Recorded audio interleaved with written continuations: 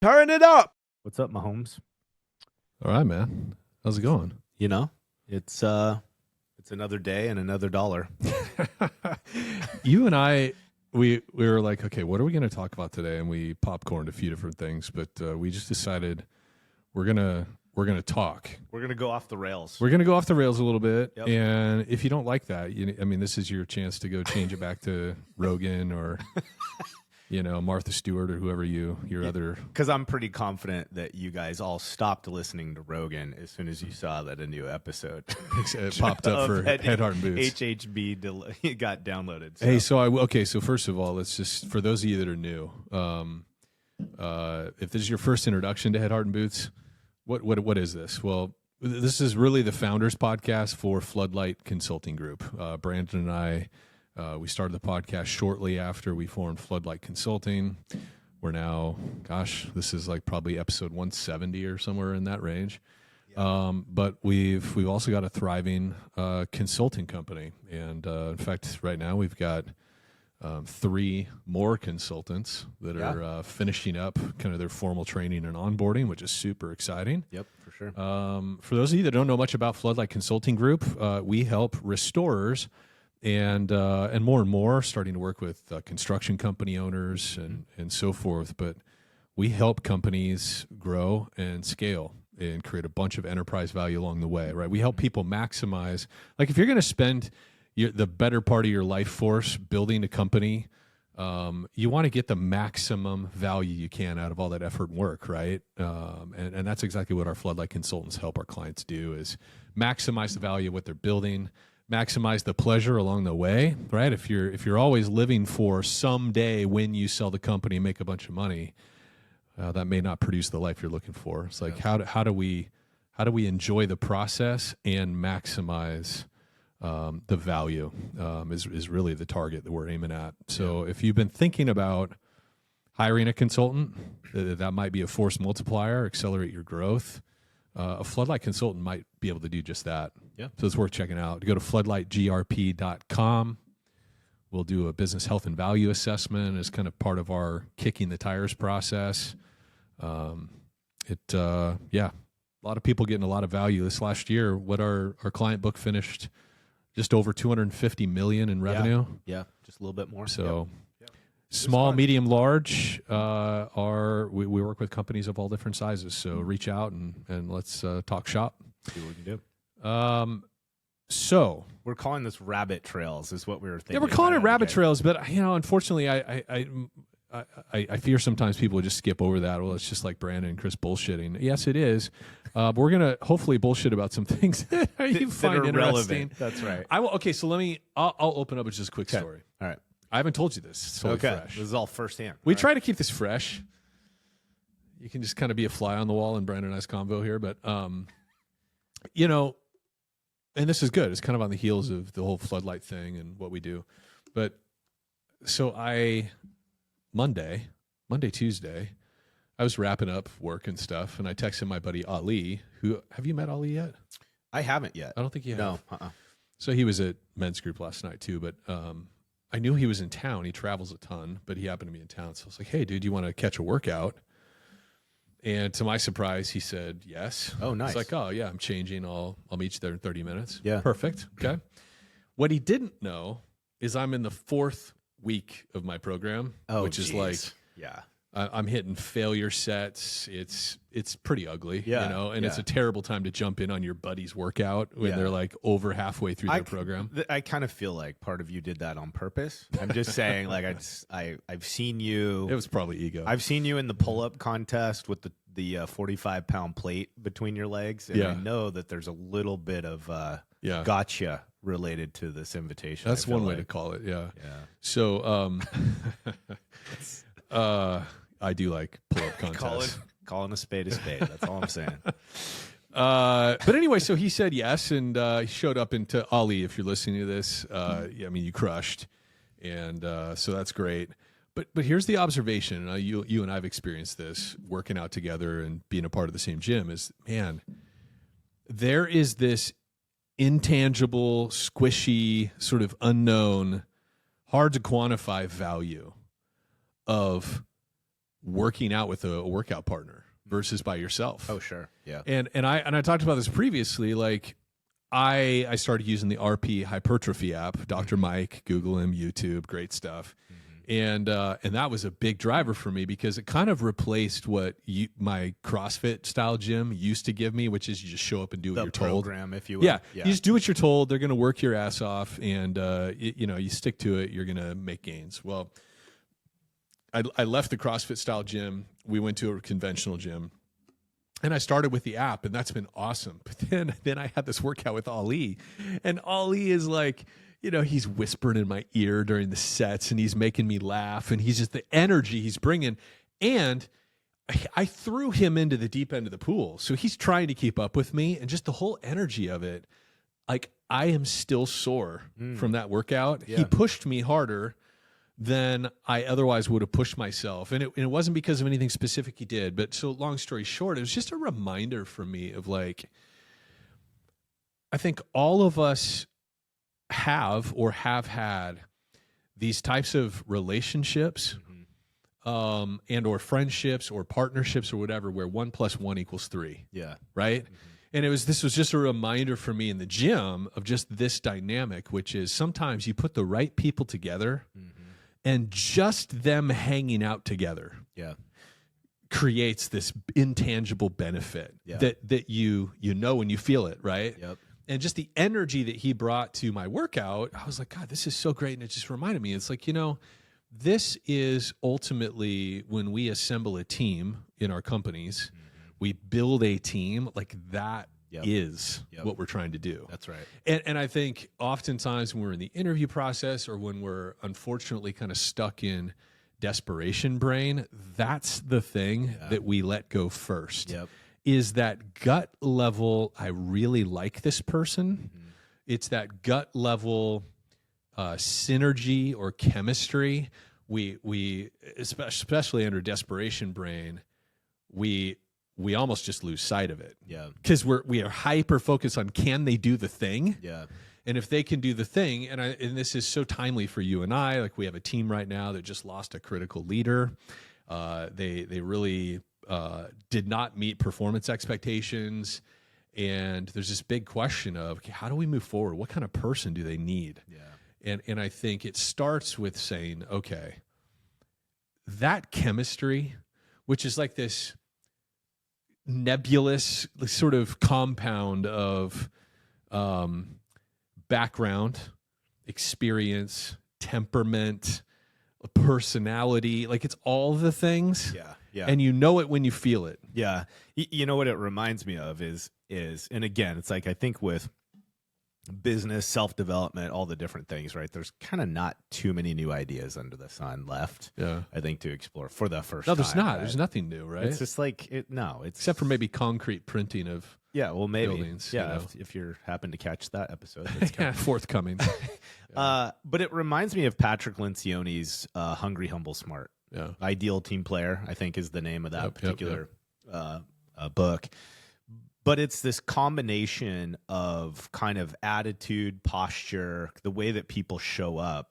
And when it's the right chemistry, like you're referring to, it makes them the ideal team player. And I think one of the things that stuck out, I can't remember if it was like maybe a self-study I did related to that concept, or maybe it was something that we incorporated into our culture development at one of the companies. But I remember reading through it, and it's like, if you just think about the players on your team right now, you've got at least one. Hopefully, many of us have quite a few, several, where you just kind of like being in the room with them. Like when they show up or they happen to knock on your office door, you meet them out on a project site, like you never get the, it's always like, man, it feels great to be around that person. They get it, right? And you kind of associate like their general chemistry with, man, they just get it. It's just great having them on our team. And that's that chemistry that you're talking about. And it's that chemistry. It's this combination of kind of attributes that makes them an ideal team player. Yeah. And so, like this whole idea of hungry, humble, smart, just kind of throw it out there in case this is something that you guys haven't listened to or seen before. It's this hungry means they're driven, right? So if we think about like championship teams, you want there to be all A players on the team, not one superstar, right? And so if somebody comes into your organization and they're hungry, it means they're excited to engage. They're excited to do what's necessary to go on to the next tier, to take on more responsibility. Not to be taken advantage of. They just give a crap. They're engaged, right? Right. And then humble is really just a reference to humility. These are people that they understand they don't know everything. Yeah, they don't hold themselves out as the smartest guy and their gal in the room. Yeah, they don't act like as if they've got it all figured out. They're curious. I think another way Yep. is somebody who's humble, because I think sometimes we confuse wrongly somebody who's timid Yeah. or soft-spoken Yep. as being humble. And I think actually the way you and I've experienced really tremendous leaders and how we experience the humility is they're very curious. Yeah. They're very curious. They want to know what you think. Mm-hmm. They're always curious about what's happening in the rest of the room, what other people are thinking and feeling before they feel compelled to offer their perspective, right? Yeah, and I think just to make sure that it's really clear here, what we're talking about is a posture that says, hey, I'm learning. I'm still able to learn. Yeah. I've got ideas and experience that I'm bringing to the table, and I trust some of those, and I'm confident in them. But like, man, the future's still an open book. Like we can all be learning and iterating together. Well, you can imagine if you're a company that always wants to be the best, you want people that, regardless of their experience level, can continue to stay curious and willing to be flexible and adjust and learn. When we inevitably identify there's a better way, there's a new way, we can come at this from a slightly different perspective, you know? I think the other thing that came to my mind, too, about this is a conversation I had with Andy Z at Custom. He talked about his first and most successful acquisition so far. They've done like 13 or so. They're going to do, what did he tell me? Like, I think they're pretty open about this. They're going to do like $250 million as a group. Good. Wow. So they've been on this acquisition tear. But he was telling me, he was like, our first and best. He said how that came about was like 4 years of courting, very informally. This Target, it was a company out of Washington. He's like, it was 4 years of us. Hey, are you going to be at PLRB? Or hey, are you going to be at RIA convention? And let's grab lunch and see how things are going. And that chemistry was formed and observed over an extended period of time. And I think like there's just there's something that no book really explains all that well, but we've all felt it, where when you just like somebody and you feel you feel comfortable with them, that intangible is so incredibly valuable. Yeah. There's just something so valuable. It's like you can have two people that know all the things they should know, but if they don't like each other in this, I wish there was a better term that I could come up with in the moment than like, but I think we all know what I'm talking about, right? If there isn't chemistry, it doesn't matter how much intelligence and experience and knowledge and talent that the two people are bringing, because they're never going to get the full extraction of it together if they don't like each other. Yeah. No, it makes a lot of sense. I mean, I think going back to that whole Patrick Lencioni thing, that's where the smart comes into play, right? And we assume smart is a reference to experience, background, book knowledge, whatever. And really what, in this particular case, what he's referencing is this idea of somebody that has EQ. They when they're present and they're around other people, they have a good connection to how they affect others. And how they're carrying themselves matters, right? And that, I think that's really part of what we witness when we start meeting people or working around people, where we're like, man, this is great. Like these are people I can get along with, right? See eye to eye with. I think a big hunk of that is not only do you just agree on some principled things, but like the person knows how to carry themselves, conduct themselves. And that is a big deal. I mean, I've had very many experiences, and sometimes I hate to admit it, like I'm probably the guy in the experience that, man, I just showed up not present. I wasn't engaged in the moment. I wasn't really being aware of how I'm influencing or affecting those around me. or you've been around people like they just don't know. Like Yeah. they are completely unconscious to the fact that, hey, what the way that you impact the people around you matters. Yeah. And they're somehow iterating their behavior in recognition of that. And so it's like, man, I've been in the room with some really capable, smart people, and I just absolutely didn't want to spend another minute with them. And it wasn't my ego. It was not fun. Like, just the general way they carried themselves was so off-putting. And don't you think it often comes down to they're not curious?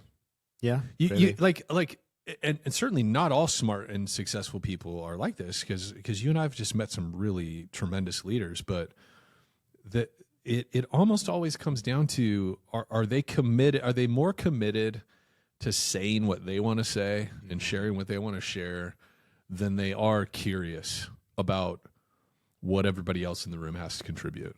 You know, like I feel like that's oftentimes like when somebody just wants to go on and on about what they know or what they think. Yeah. It's like, okay, well, why am I here? Yeah. Yeah. You know, like what are we doing here? Are you Yeah. just letting me know the choice you're going to make? And like, Yeah. couldn't that have been an email? Right? Yeah. Since there was no Couldn't need that have been a for- text message like, hey guys, I know everything I need to know. Here's what we're going to do. Just letting you know. Yeah. Like we could have avoided the whole $45-minute conference call or whatever. Yeah. Well, and I think there's like this natural progression where some of this subject matter goes, and that's inevitably like, what are we looking for in leaders, as an example? It's funny, again, timing. It's just things just always kind of layer over each other. But I was just having an interesting conversation with a client that, they're in the midst of trying to really identify who they need in this particular seat and what kind of influence it will ultimately have on the organization. And in this particular scenario, it was a situation where it was difficult to get traction because I think this particular individual was really struggling with self-awareness. And what you see is an individual can just have this cache of background and of good experience. And when they affect the job, like they're doing the job, they're top notch in it. They really can do the job really well. But then when you ask them to begin leading people, one of the things that you and I talk a lot about is that, look, when we become a leader, there's like this total shift where you're no longer trying to be the quarterback, but you're trying to coach and develop lots of great quarterbacks.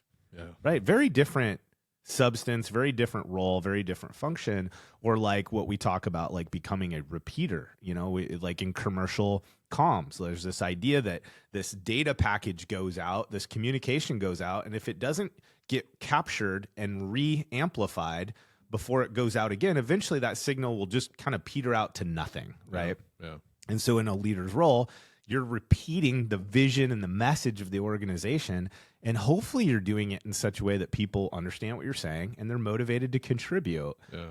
Well, man, if you don't have that smart, that EQ, that social awareness, it basically neutralizes any background or experience or technical knowledge you have because it doesn't go anywhere, Here's the other thing too, that with this particular case study that we're kind of both referring to and thinking about, I think that there's so much that goes unsaid.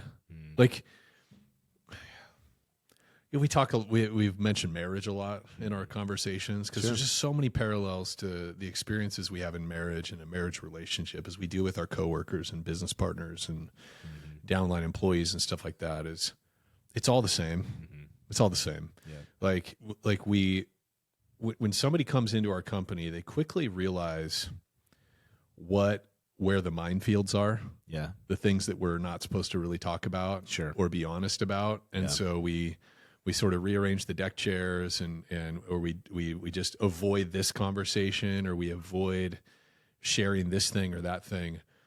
And I think once that has started to happen, where people are all kind of protecting themselves and being careful about how they come across and are kind of massaging their reporting, like over explaining, this kind of stuff, like that is really, like that takes a lot of intentionality to break down and to recover from. And in a lot of companies, like some people listening to this, like, you know exactly what I'm talking about. It's very, very commonplace. And I think, like, in this case, there was silos between this leader's direct reports, like how they were experiencing the leader. The leader had a particular way that he or she thought that they were coming across, but nobody's talking about the, like, all three of these pieces. Yeah. So it's like everything is kind of in isolation, and the down on employees have their opinion of what's going on, and they're talking amongst themselves, and then ultimately the senior leadership is like, I don't know how this person's doing at leading, but when they talk to the leader's like, oh, everything's great. I'm doing X and Y, and got a canned answer for everything. And it's like, oh my God, what is happening? What is really going on here? Yeah. And the confusion is what like slows and mucks up the business and slows everything down. And I think part of it comes back to this first thing, which is we tend to hire people for what they can do, not who they are. And I think that's like it's just such a powerful reminder to me and us as we're also scaling our company. And it's so tempting, right? Yeah. It is so tempting to sort of skip over that piece, or like, well, okay, it's not perfect fit, but they're really good at this stuff. And I think that's ultimately where you end up with people that are posturing to protect the impression that you have of them and stuff, because we don't really know them. Yeah. There's an intimacy. And why I'm keyed in on this is I've been studying this research. So there's this book by Charles Duhigg, and it's just top of mind for me. I think I've talked about it in previous episodes without going very deep into it. There's this book called Super Communicators. Charles Duhigg is the guy that also wrote The Power of Habit. Very interesting dude. And I've heard him on several podcasts as well, being interviewed, long-form interviews. But this particular research that he talks about is Aaron. I'm trying to think of the researchers, but nonetheless, the research is based off this model that psychology researchers came out with in the 90s called the Fast Friends model. And the Fast Friends model, the whole aim of it was, how do we very, very quickly establish trust and a feeling of connection, which I think you could also describe as like what we think of as chemistry. Like, I get along with this person. There's like, we have enough commonality that, like, there's quick trust built, right? And affinity and interest and all that, right? Yep. And some practitioners and psychologists and life coaches and whatever have taken some of that research and applied it to, like, mating, like dating. Sure. And like, what are some things you can do to more quickly accelerate a romantic relationship? But I've also been researching it with the help of ChatGPT and Grok and Claude. They're all helping me sort of pull this apart and dissect it, because my interest in it is, how do we apply this to professional relationships, right? Like how can we? So the basic premise, without completely escaping into the weeds, is that when a person asks another person what is perceived as a personal question, or even a deeply personal question, and the person asking is willing to honestly and authentically answer that same question themselves, there's the potential for rapid connection and trust building. Oh yeah. Yeah. And that quite possibly it's the only way. Yeah. Right. And so what that looks like in the research, it shows there's essentially 3 lists of 12 questions. And what I've been working on behind the scenes is sort of reinterpreting and remastering this list of questions in a way that's useful to our clients and to our industry and salespeople and leaders and everything else. And so I'm, anyway, if you want to hear that talk, let's see, am I giving that talk at Core or at Access? I think at Core, this collective like Core, I'll be speaking on this. but again, the basic premise of it is that instead of the soccer mom, soccer dad kind of bullshit, rapport building, chummy, so how long you worked here, that sort of thing, is that less of that and more quickly getting into a personal question that seeks to understand who that person is, not what they do. Yeah. Right. And then progressively getting more and more intimate, for lack of a better word. We're not talking about what their shoe size is and what size pants they wear, right? But more things like what things that relate to somebody's goals, dreams, ambitions, heartaches, losses, disappointments, right? Getting underneath the surface, and we talk this head, heart, and boots all the time, right? Yep. But it really is. It's like strategically asking questions that are not offensive and aren't completely out of place, but are more geared towards those heart level questions.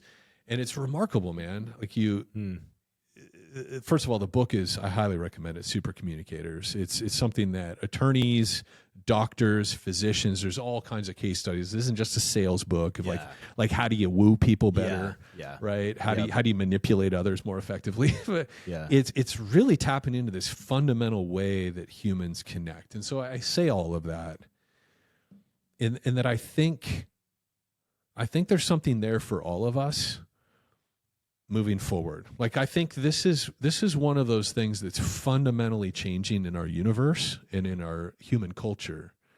And we can take advantage of that in business. And why would we not? Like, why would restoration not be maybe more tip of the spear on this kind of stuff? In that, I think we're moving into an experience economy where the experience that our employees have is the currency we have for our growth in our businesses. Like the true winners moving forward are the ones that really get to know and understand and become very employee centric in their offering, and simultaneously become more and more customer centric in their offering.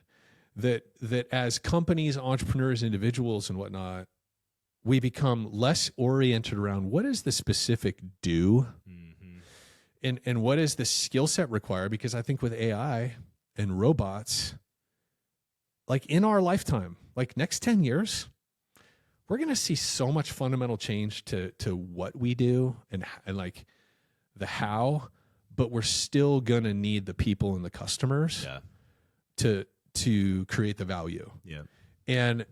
And so I think the more skilled that we can become as leaders with how do I create deeper, more meaningful connections in every sphere of my life, like I think that's going to be a disproportionately valuable skill for entrepreneurs and leaders. Yep. Whereas many of the entrepreneurs that you and I encounter, their first kind of rung or several rungs of success are really predicated on how great they are at doing the thing. Yeah, sure.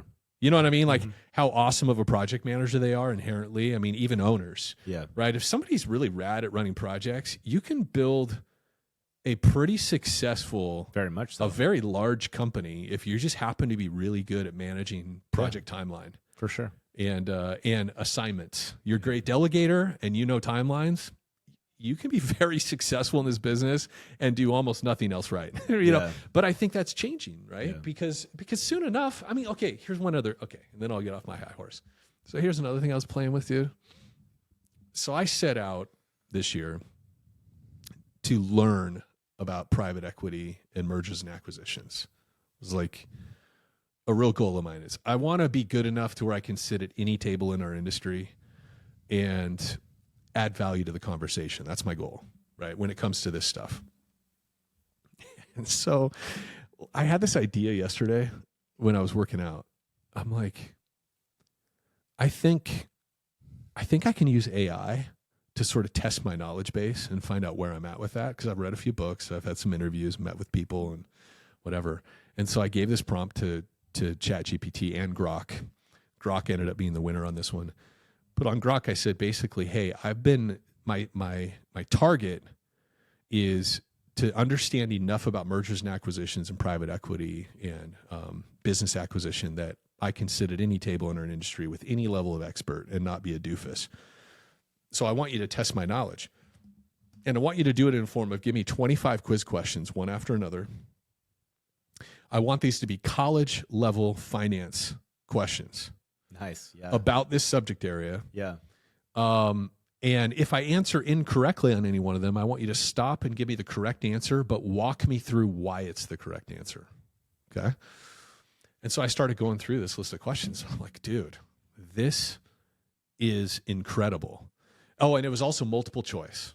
Okay. Right. Yeah. So I don't need to be an expert, but I Yeah. need to know enough about the subject that I can identify the correct answer amongst, incorrect ones. Yeah.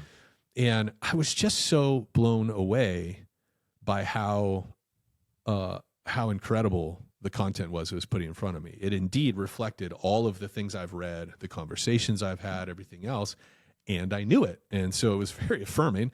But then I did hit a couple. So then I got to the end of the 25, and I'm like, hey, I want 10 more questions that are much more sophisticated and hard. Mm-hmm.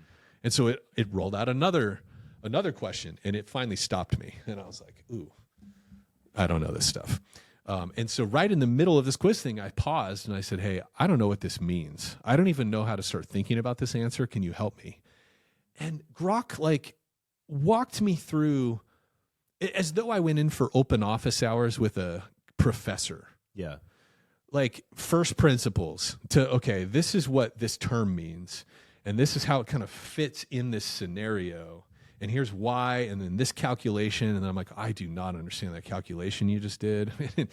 And it walked me through it, and finally to where I got to a place of understanding. Mm-hmm. And then I went on to the next question, and I kept going. So, all that to say, I'm convinced, I'm becoming more and more convinced that the things that we need to be learning as leaders right now, like what business is going to be oriented around in a very short period of time because of AI primarily, is the things that AI can't do very well yet, seemingly. Yeah. There's a type of intuition and like ability for us as humans to read body language and tone of voice. Sure. Yeah. That I think nuance. It's going to be a while. Yeah. Very much so. It's not going to be near as long, I think, as we suppose, but it's going to be a little while before AI is going to be able to really, truly replicate that. Yeah. And so I think right now, like that is such a huge growing edge for certainly us as consultants, as industry leaders. Yeah. But for all the people listening, right? Like I had another experience. I'm taking over the airspace. It'll be your turn next, bro. So I'm at the One Tom Plumber conference, this last week, their owners roundtable. It's incredible. And actually we're going to be doing a webinar about One Tom Plumber with them for our clients, and all of you can watch for it. Well, follow me on LinkedIn if you want an update on that. Certainly worth your time. Very much. Yeah. It's a very interesting brand, business model. But one of their young executives, Rocky Hensley, is so great at team building, man. That guy spots the diamonds in the rough and brings them in. One of his young executives on their leadership team, he's like 25 years old. Mm-hmm. And I had a great interaction with him at the conference, and he said, hey, can I have some of your time? I just want to pick your brain. And he wanted to pick my brain about like, hey, what advice do you have for me? I'm 25. I'm an executive team player. He's like, I realize I'm operating at a high level here, but what's my opportunity and what do you think I should do? And so we talked about that, and I gave him some advice, but this is one of those things. For some, it doesn't matter if you're 45 like I am or 25. Like I think our ability to increase to develop this skill of connecting with people in more quickly. Yeah. It is gonna yield us so much fruit. Not only certainly if we can become skilled at that, eventually it's going to trickle down to our downline leaders. And our leaders are going to develop a greater capacity for that. And that's going to affect our ability to retain and recruit more people throughout our company, all of those things.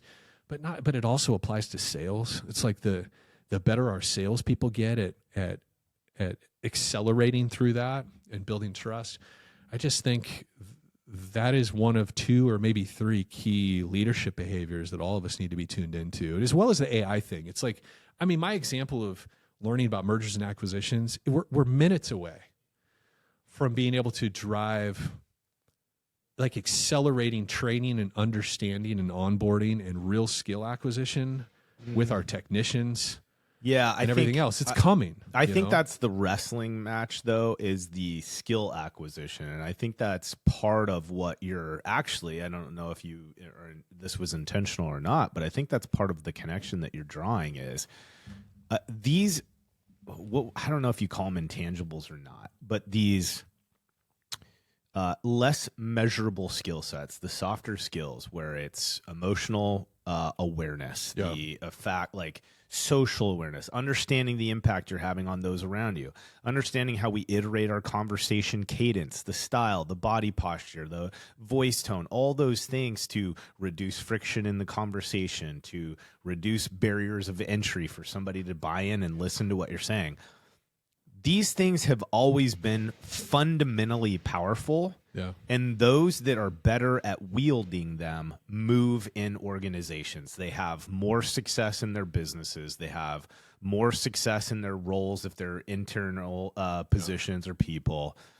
I think one of the things that you're highlighting is that AI is just going to naturally reduce the mental gymnastics that we do because someone is so skilled at a particular topic or their knowledge base is so rich. Like we've seen this, man. Like, I mean, especially in our world, right? We're building consulting teams. Well, consultants, bless their little souls, they run the gambit of some of them are just masters of knowledge. And when you're a master of knowledge, but you really struggle on the social awareness, man, dude, it is not nearly as effective as you'd like to think. I mean, the reality of it is if you can't get the audience to pay attention and you can't get them to take action based on your knowledge, you're kind of worthless, like at the end of the day. And that sounds crappy to say out loud.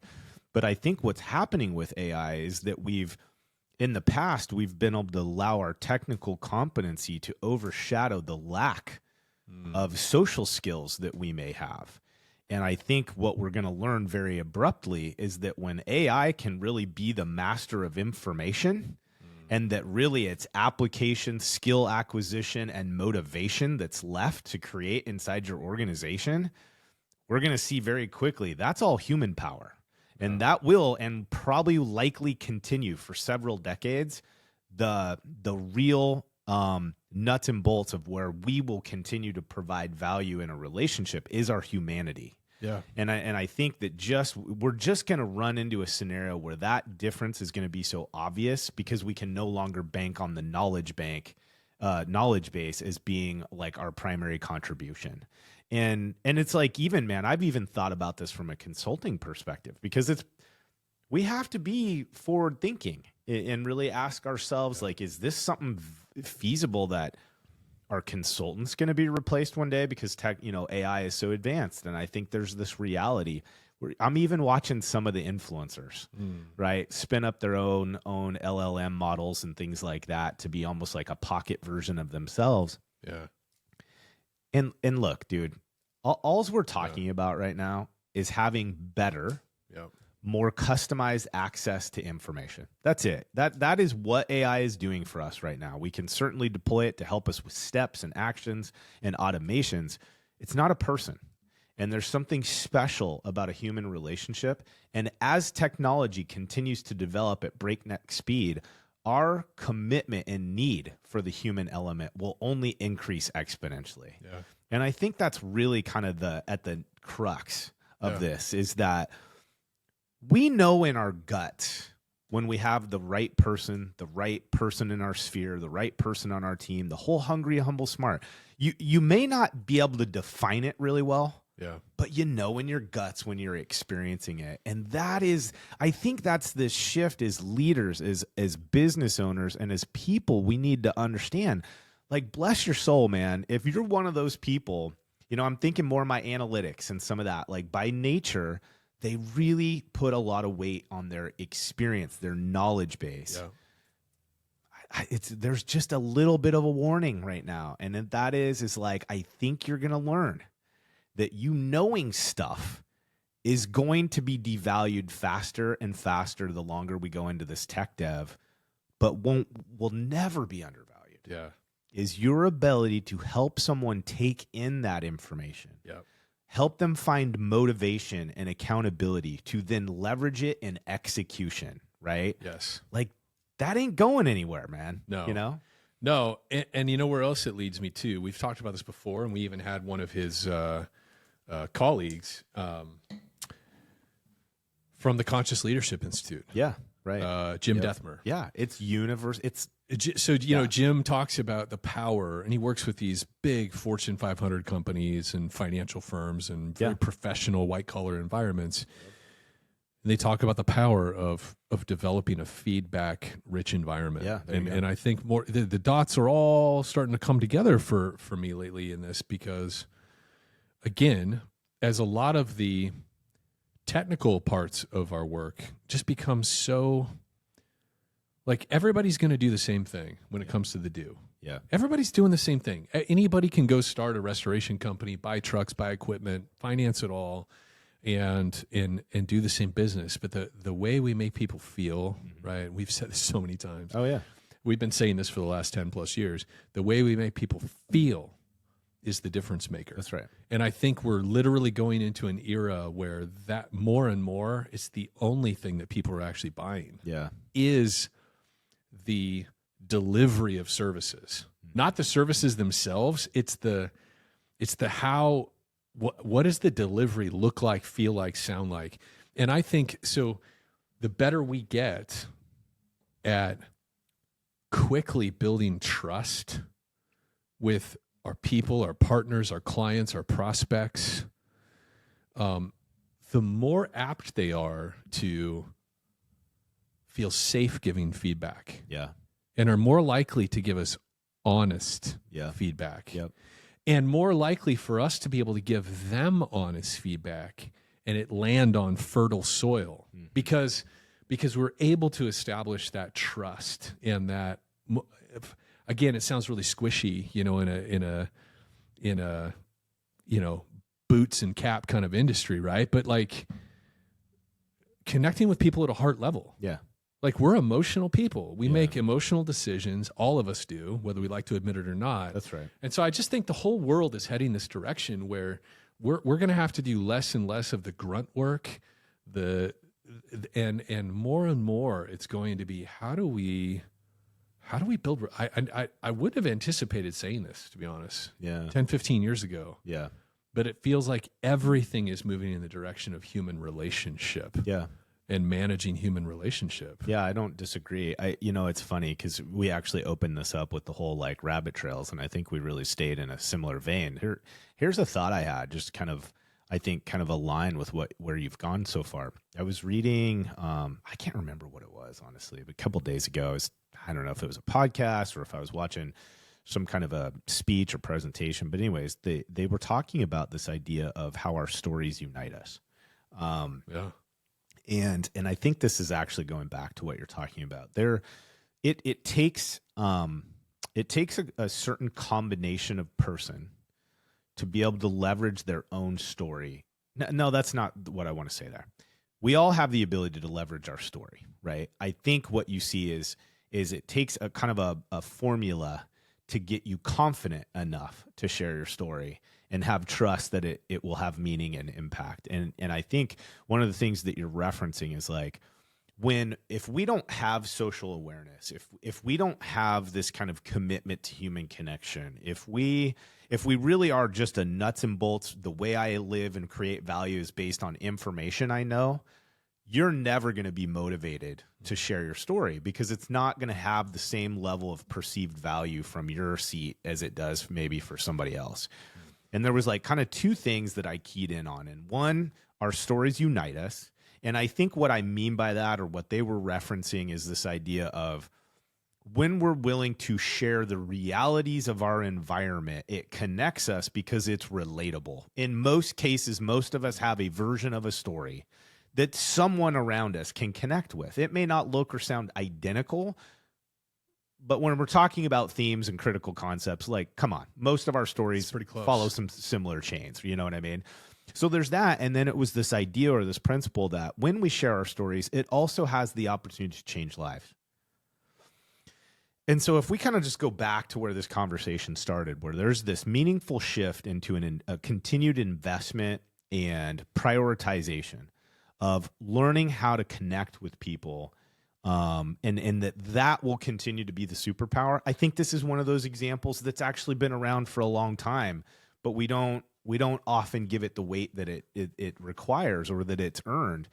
And just that simple sharing our story, to me, that is proof that, look, this human connection has worked for the last millennia plus. Yeah.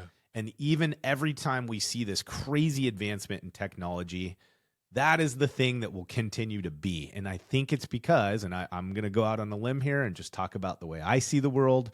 I believe we were created that way. Okay. So part of that is, yes, I do believe in creation. You may not, if you're listening, totally get it. It's fine. Sure.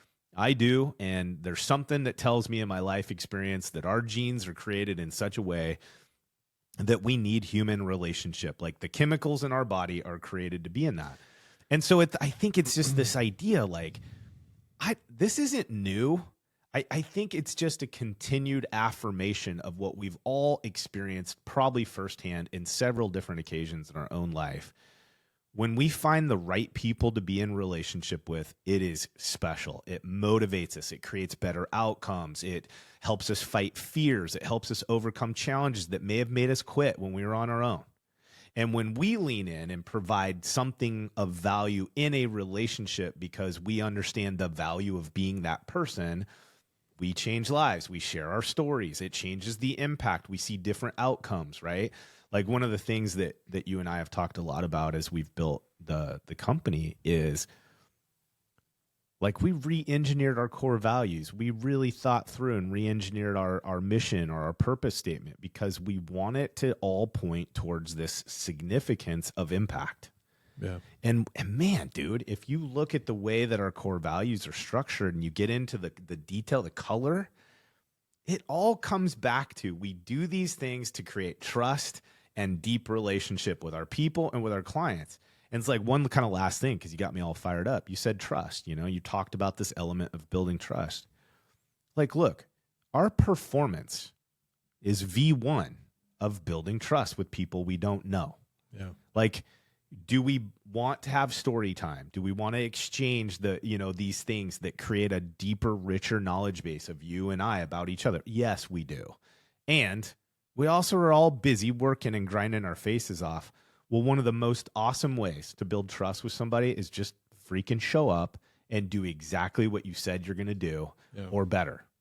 And that builds trust, starts to break down barriers, right? Then we can lean in with other conversations, other stories, the whole thing. But I think all of this is together. It all is like this continuation of, I think, the thought that you launched us with.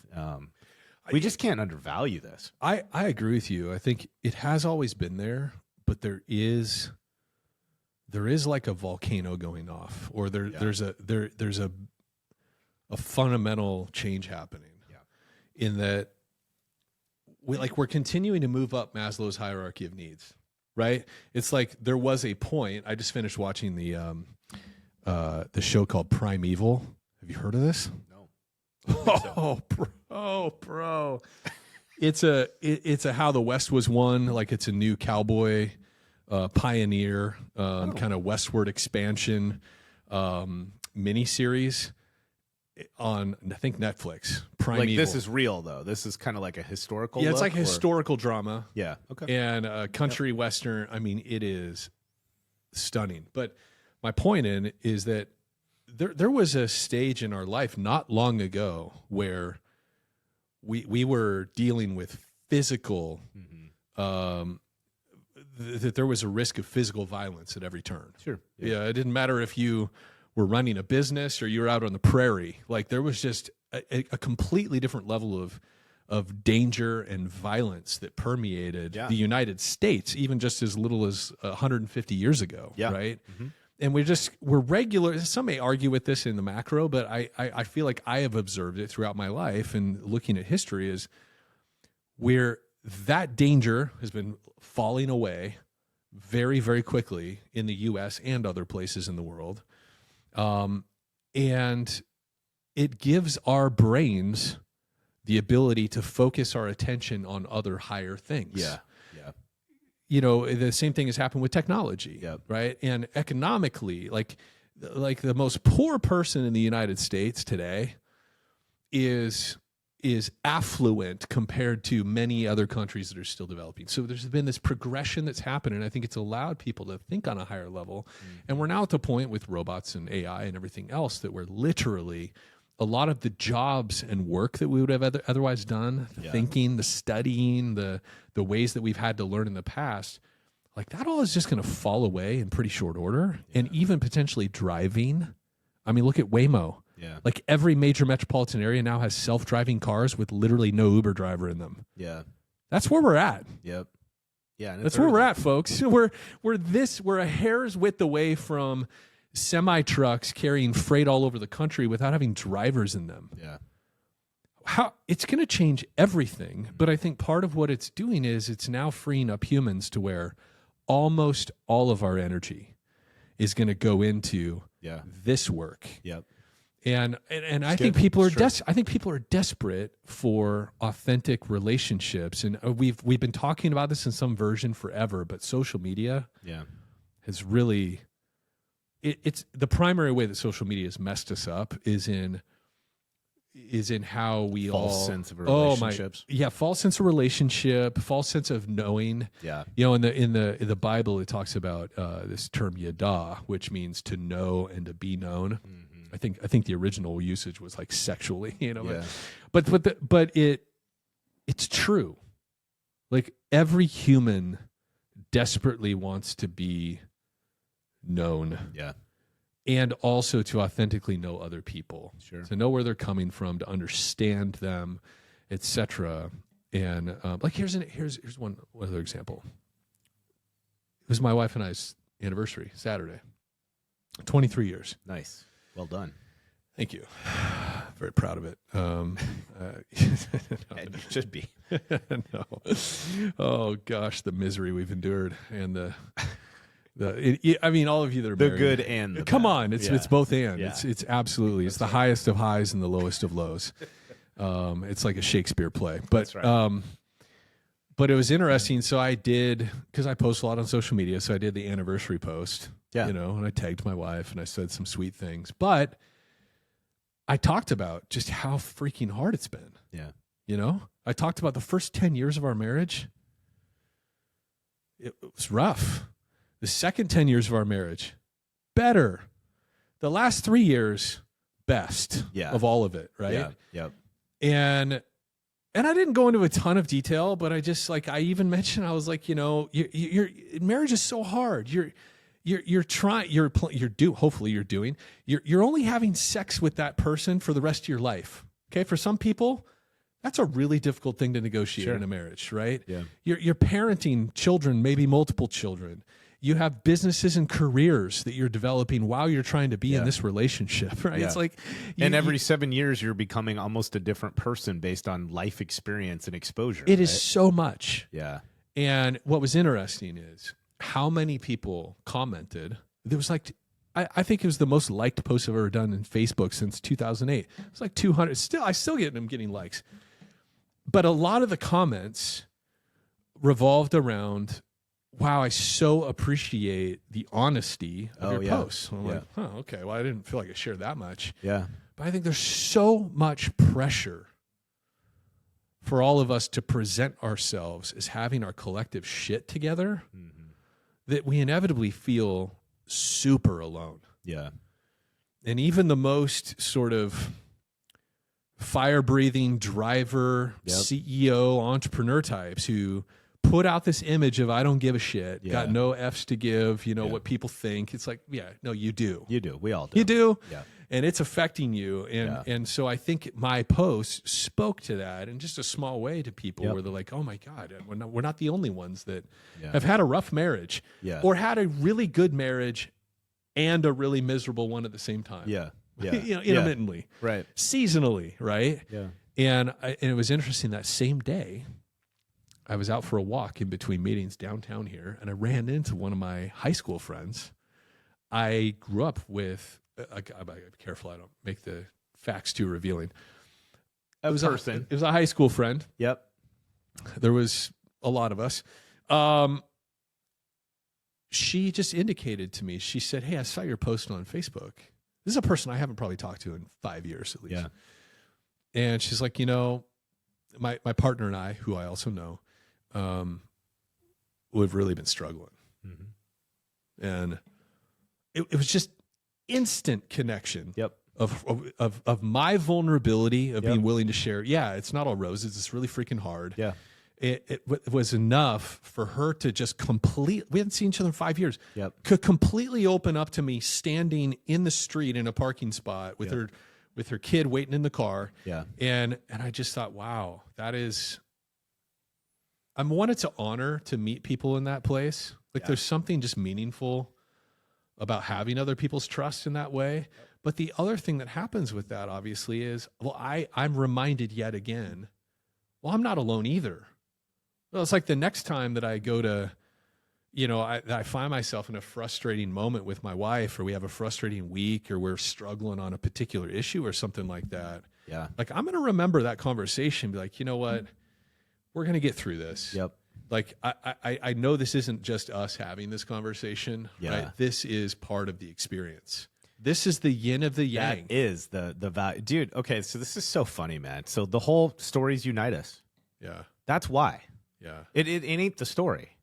It's not necessarily the substance of the story. It's the fact that you are willing to say, hey, this is what reality looks like. Hey, and guess what? Reality seems to be very common themed across a lot of different people and backgrounds. I think I have our title for this one, actually. Okay. I mean, Stories Unite Us is pretty good. If you're closing us, here, I want to hang in this for just a moment. So as you guys summarize? Well, no, I'm gonna let you all summarize on your own. But this actually motivated me to bring something up that Chris and I have been working on kind of in the background, and we'll actually have some socials going out here soon, talking about it and requesting some feedback and some input from you all from out there in the restoration and construction industry. So Chris and I believe this whole story thing a lot. He and I are a product of two guys trying to work on a meaningful relationship and business partnership now for nearly 10 years. You and I have been very committed to trying to be in a kind of relationship where iron sharpens iron, addressing things early, right? We've had a very intentional and engaging relationship and friendship. And I believe it's produced a lot of fruit that's made us better.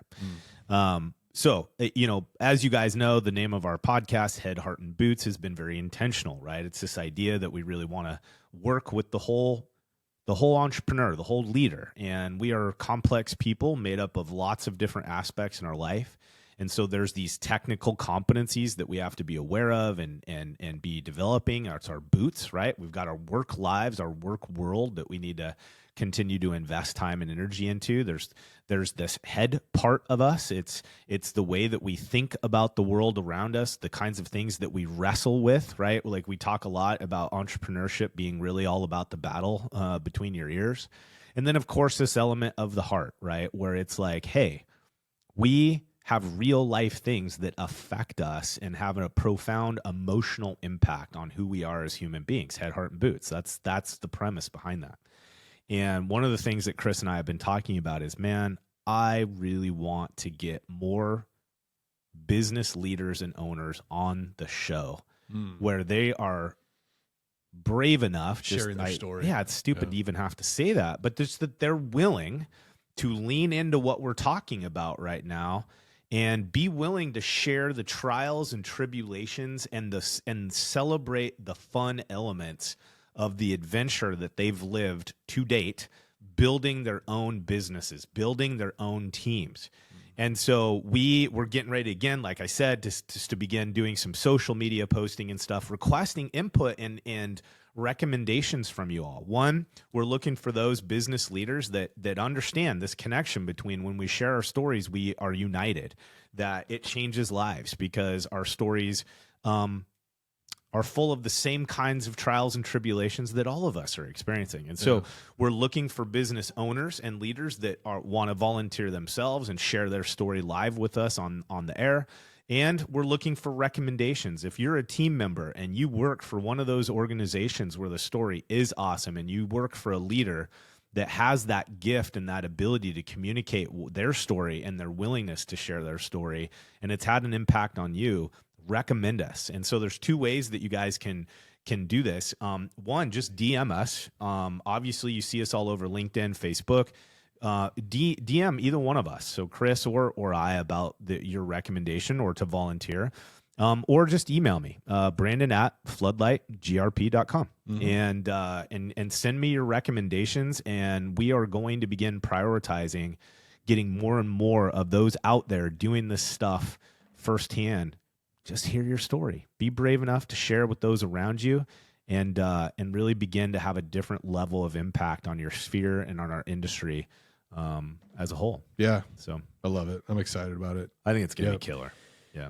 So I think the title that we managed to figure out for this show, it wasn't a rabbit trails. We ended up kind of hanging in a specific pocket. Yeah. I think what we've been talking about is this is the superpower of tomorrow's leader, is their ability to quickly develop trust in the relationships around them. That is, and there's a variety of ways to do it. We talked a lot about that on the show today. Yeah. But I think that's it. I think this is a superpower of tomorrow's leader. That what entrepreneurs and business owners and GMs and any leader needs yesterday. Like, what got them to where they are? It's that classic thing, right? What got you here ain't going to get you there. Yeah. That's the situation we're in, for sure. Yeah.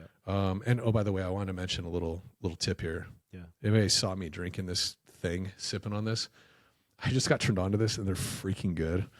So it's called the Genius Shot. And Mike, no, this is not sponsored. No, it's not sponsored. But Dr. Mike, if you want to sponsor this. So this is Dr. Mike's product. So again, you'll think, if you like to lift weights, Google Dr. Mike. He's also the guy that owns the RP Hypertrophy. We should get a sponsorship for this. Yeah, right. But this is whey protein. It's 23 grams in a little bottle. Which is a crap. Cost is about $3. And the way I look at it is $3 for 23 grams of quality protein is a very good deal. You could argue whether it's the same quality as like eating a slab of meat for a snack. Probably not, but it's really convenient. And this particular one is orange cream. So Genius Shot. That's no sugar. It'll make you a genius. No sugar. It'll make you a genius, because clearly that's what made me a genius on this show. I mean, look at it. It's leaking out your ears. That's all we got, guys. Okay, gang. Thanks for hanging out with us. Hopefully this was awesome. If it had any effect on you that's positive, share it.